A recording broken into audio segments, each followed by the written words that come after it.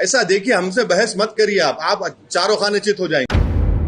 आप ये आपकी पूजा हो जाएगी। नरेंद्र मोदी ये एक जहर घोल दिए हैं भारत के लोगों में। आपने नहीं सुन लिया, अब आप फंसने वाले। अब नरेंद्र मोदी आरएसएस ने ये वहम फैला दिया कि जहां पर वक्फ बोर्ड उंगली रख देगा वक्फ की प्रॉपर्टी हो जाएगी।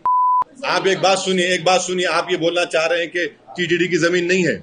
नहीं, आपने आप नहीं सुने, नहीं आप रुक जाइए। आपने नहीं सुन लिया, अब आप फंसने वाले। अब आप ये बोलना चाह रहे हैं कि तेलंगाना हिंदू एंडोमेंट की जमीन नहीं है। चलिए मैं चल के दिखाता हूं आपको। यहां से 5 मिनट के रास्ते से मेरे फासले पर है, मैं चल के दिखाता हूं आपको। आप ये बोलना चाह रहे हैं कि आंध्र प्रदेश हिंदू एंडोमेंट जमीन।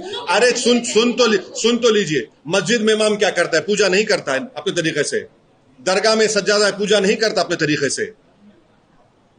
आप ये आपकी पूजा हो जाएगी।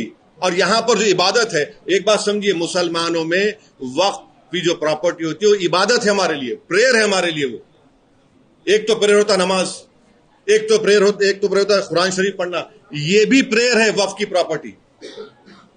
जो फिजिकल फॉर्म में प्रे नहीं करते बल्कि इसको उस पर्पस के लिए दिया जाता है, अल्लाह उसका मालिक हो जाता है। अगर मैं कल कोई प्रॉपर्टी वक्फ किया, मैं ओनर हूं समझिए, मैं ओनर नहीं रहूंगा जब वक्फ हो गई। आप कैसा डिस्टिंग्विश कर रहे हैं मैडम उसको? पूजा के नाम पर मस्जिद में नमाज हो रही है, वो मुसलमानों की इबादत है, उसको पूजा समझिए आप। दरगाह है, वहां पे फातिहा होती, वो भी एक किस्म से इबादत है, पूजा है। आपका हो जाएगा हिंदू धर्म का और यहाँ कैसा नहीं होगा बताइए? यही तो हम बता रहे हैं। नरेंद्र मोदी ये एक जहर घोल दिए हैं भारत के लोगों में। देखो ये ऐसा है और ऐसा है, सब बराबर है। नहीं आप सुनिए, आप नहीं एक बात, टीटीडी कब से चल रहा है बताइए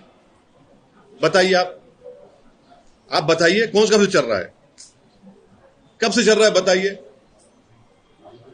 वह सुनिए, दुनिया में दान का कॉन्सेप्ट सबसे पहले इस्लाम ने किया है। और क्या था वो? कि प्रॉफिट मोहम्मद सल्लल्लाहु अलैहि वसल्लम के जमाने में उन्होंने, ये हदीस से साबित है, कुरान में ऐसे 21 से ज्यादा आयतें कि चैरिटीज के लिए काम करो और उसको अल्लाह के लिए, अल्लाह उसका मालिक है।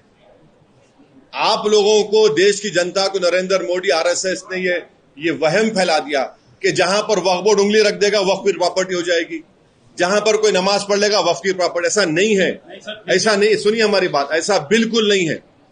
वक्फ का जो मामला है वो प्रॉफिट मोहम्मद सल्लल्लाहु अलैहि वसल्लम जमाने चल रहा है। बल्कि प्रॉफिट मोहम्मद सल्लल्लाहु अलैहि वसल्लम की एक वाइफ जो इस्लाम कबूल की थी, जू थी, उन्होंने अपने भाई के लिए वक्फ कर दिया जो नॉन मुस्लिम थे।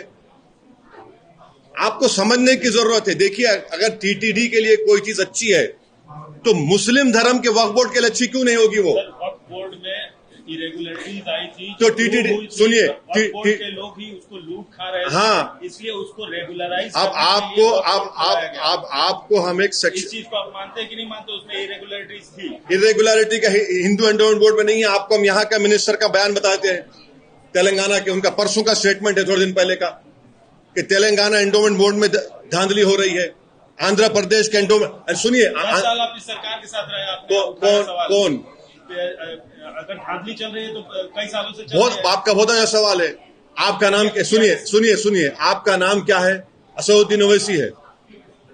आपकी जिम्मेदारी थी जाकर, मैं के हिंदू एंडोमेंट बोर्ड के मेंबर हूं, आप लोग मेंबर हैं, आपको जाकर पूछना चाहिए था। तेलंगाना के एंडोमेंट बोर्ड के मिनिस्टर का बयान है, न्यू इंडियन एक्सप्रेस पे पढ़ लीजिए, मैं बताता हूं निकाल के आपको। उन्होंने कहा कि यहां पर धांधली हो रही है। शहर के आप सांसद हैं, जब अकबर साहब असेंबली में उठा सकते हैं मंदिरों के हित की बातें, तो आप भी तो उठा सकते थे। नहीं, देखिए, अकबर साहब ने उठाया। अकबर साहब किसके मातहत काम करते हैं? आपके मातहत, हमारे मातहत। ऐसा देखिए, हमसे बहस मत करिए। आप चारों खाने चित हो जाएंगे।